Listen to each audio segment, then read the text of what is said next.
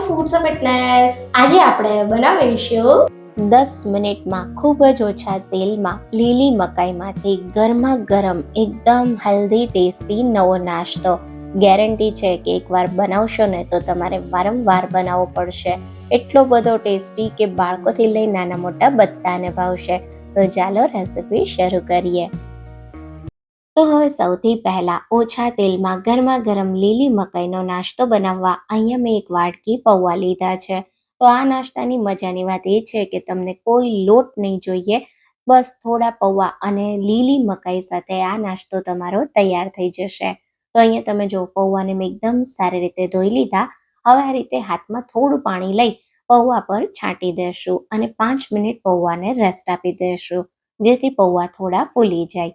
ત્યાં સુધીમાં અહીંયા મેં અડધા કરતાં થોડી ઉપર લીલી મકાઈ, તો કાચી જ મકાઈ લીધી છે અને એને આપણે આ રીતે થોડી ખમણી લેશું. તો મકાઈને તમે મિક્સરમાં દાણા કાઢીને અધકચરી એવી પેસ્ટ પણ બનાવી શકો છો અને આ રીતે મકાઈને ખમણીને પણ તૈયાર કરી શકો છો. તો અહીંયા તમે જો મેં મકાઈને ખમણી લીધી અને 2 થી 3 જ મિનિટમાં સરસ મકાઈ ખમણાઈ ગઈ.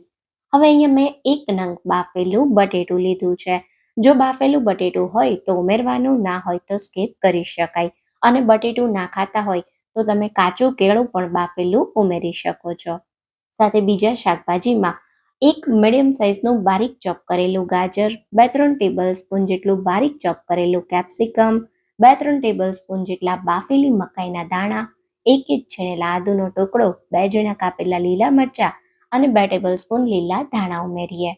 સાથે મસાલામાં 1 ટીસ્પૂન લાલ મરચું પાવડર, 1 ટીસ્પૂન ધાણા જીરું પાવડર, અડધી ટીસ્પૂન હળદર પાવડર અને 1/2 ટીસ્પૂન જેટલું મીઠું ઉમેરીએ.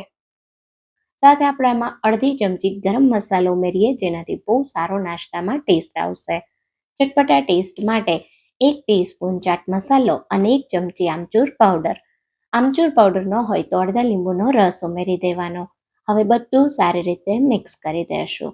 તો તમે જોઈ શકો છો બધું મેં સારી રીતે મિક્સ કરી દીધું. હવે મોઇશ્ચરને દૂર કરવા માટે અને થોડું બાઇન્ડિંગ આવે એના માટે આપણે જે પૌવા ને રેસ્ટ આપ્યો હતો એને ઉમેરી દેશું અને એકદમ સારી રીતે પૌવાને બધી સામગ્રી સાથે મિક્સ કરી લેશું. તો જો તમે ચાહો તો 1-2 ચમચી જેટલો બેસન ઉમેરી શકો છો, પણ હું અત્યારે ફક્ત પૌવા અને મકાઈમાંથી જ આ નાસ્તો તૈયાર કરું છું. તો અહીંયા તમે જુઓ આ રીતે મેં બધું સરસ મિક્સ કરી દીધું અને મિક્સરમાં બાઇન્ડિંગ આવે એવું મિશ્રણ તૈયાર થઈ ગયું. જો મિશ્રણ આ સમયે તમને ઢીલું લાગે તો 2-3 ટેબલ સ્પૂન પૌવા ધોઈને તમે જરૂરિયાત પ્રમાણે ઉમેરી શકો, અથવા તો 1 કે 2 ચમચી જેટલો બેસન પણ ઉમેરી શકો. મિશ્રણ આવું તૈયાર થાય એટલે તમારે થોડું થોડું મિશ્રણ આ રીતે હાથમાં લઈ આવો ટિક્કી જેવો શેપ બનાવવાનો, અથવા તમને જે પણ શેપ ગમે એ તમે તૈયાર કરી શકો છો.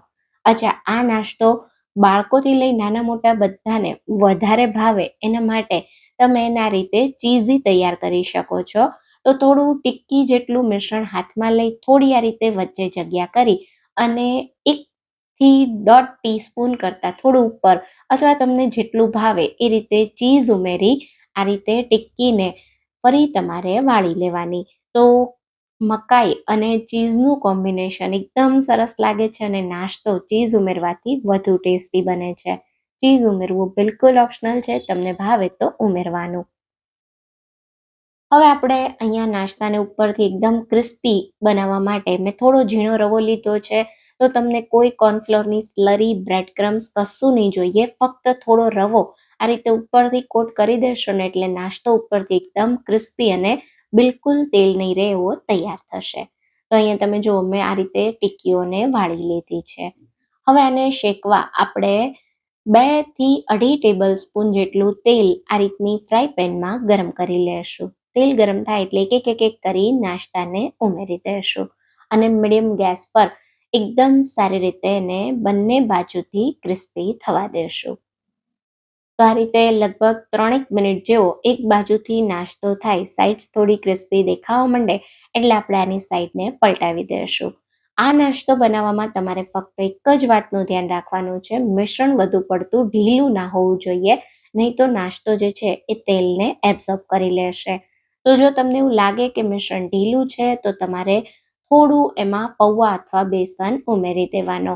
બંને બાજુથી લગભગ 3થી 4 મિનિટ પછી તમે જુઓ નાસ્તો આવો ક્રિસ્પી અને એકદમ સરસ શેકાઈ ગયો છે. તો આપણે એને આ રીતે પ્લેટમાં કાઢી લેશું. તમે હલકું તેલ લગાવી આ ટિક્કીઓને એર ફ્રાય પણ કરી શકો છો. ગરમા ગરમ આ નાસ્તાને મેં ગ્રીન ચટણી, ટોમેટો કેચઅપ અને થોડા કાકડી અને ગાજરના સેલેડ સાથે સર્વ કર્યો છે. તમે જુઓ બિલકુલ આમાં તેલ નથી અને અંદરથી એકદમ ચીઝી છે. તો ગરમ ગરમ આ નાસ્તો બાળકોને લંચ બોક્સમાં બનાવીને આપો કે ગમે ત્યારે નાની મોટી ભૂખ લાગે ત્યારે બનાવી શકાય. એકવાર ટ્રાય કરજો, મજા પડી જશે. રેસિપી ગમી હોય તો લાઈક અને શેર કરજો. Thank you for watching.